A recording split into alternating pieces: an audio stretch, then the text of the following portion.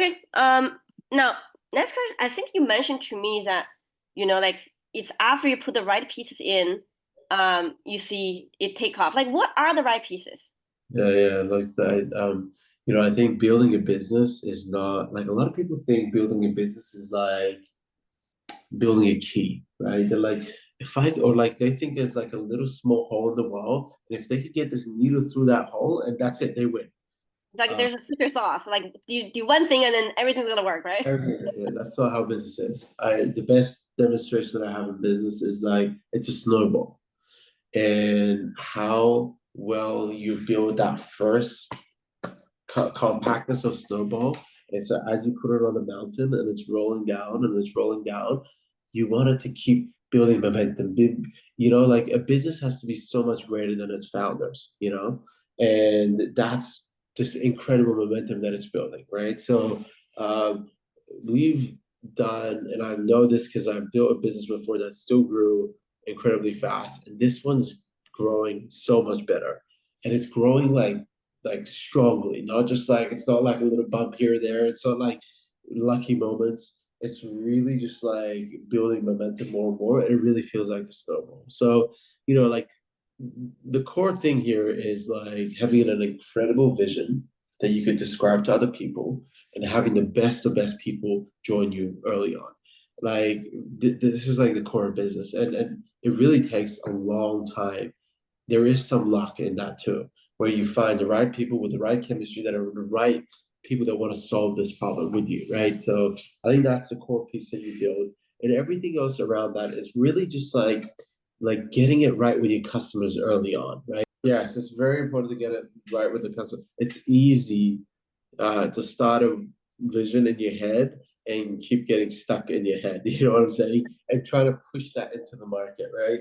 So I think those two pieces are really important. You get those two pieces right, it'll keep flowing, right? So get it right with the customers, understand what they really want, and at all costs, give them that. And that's what we've done. And that's why we went agentic versus like just building a simple AI tool for them. Because we realize that customers are willing to pay a lot of money for this, a lot more money than just a small tool. And we dedicated to solving that problem for them. And then the second piece is really just the team, just having a core team that knows us very well. One of the magical things about our team is that we have every single person and I was on this quest for a while, is every single person has been an ex-founder before.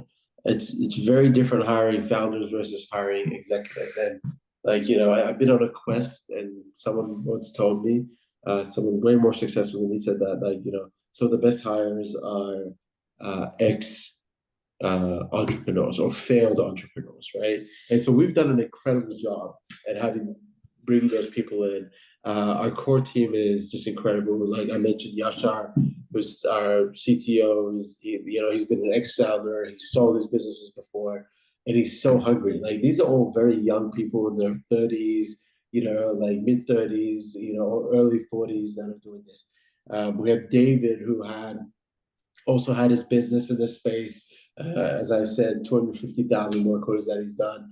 Incredible guy that knows the space very well. Raj, who's really like, Raj did it really big. He was early at Uber. Then he really went and worked with Workrise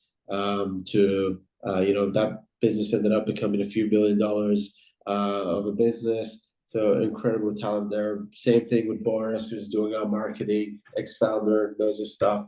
We just onboarded Pablo, and Pablo was convinced because he's like, "Oh my God, there's just a bunch of ex-founders that have come together and so to solve this even bigger problem, right?" So, anyways, putting the people together and getting it right with your customers is really important. Okay, and I always ask this question when we talk about people. I always ask this question with other people I interview because I'm super curious. And each time, each founder's answer is different. When you were starting out, no money, no budget, how did you track these people? Yeah, look, I will say that's always been something that I've been good at. Like um, uh, I think I'll tell you what I've become better at, which is more important than attracting. I think attracting a lot of people can do actually. Hmm. Um, And there's like, if you have clarity and vision, Yeah. if you can tell a story that's compelling, that's big, that's interesting, and if you can tell it like as if it's like not being done for money and it's being done for a greater purpose, it's a lot of people learn how to do that. I think what's harder than that, and the right question to ask, isn't how to attract talent, but how do you keep talent? Yeah, yeah. Um, and keeping talent is incredibly challenging for founders because you actually have like, and how you do it is like you have to get them to become that snowball. And what that means is that you really have to learn how to give them leverage, right? They have to, not like, oh, like you have to be an owner, or this is an ownership company, our culture is owner. Is a big difference between like saying that versus making them really feel like an owner, right? And that's a key thing, right? It's like making them feel like an owner, making them feel like this is their baby, uh, and that's a way to keep talent. I think that's a harder thing to do than to attract talent. Right, right, right. Cool. Okay.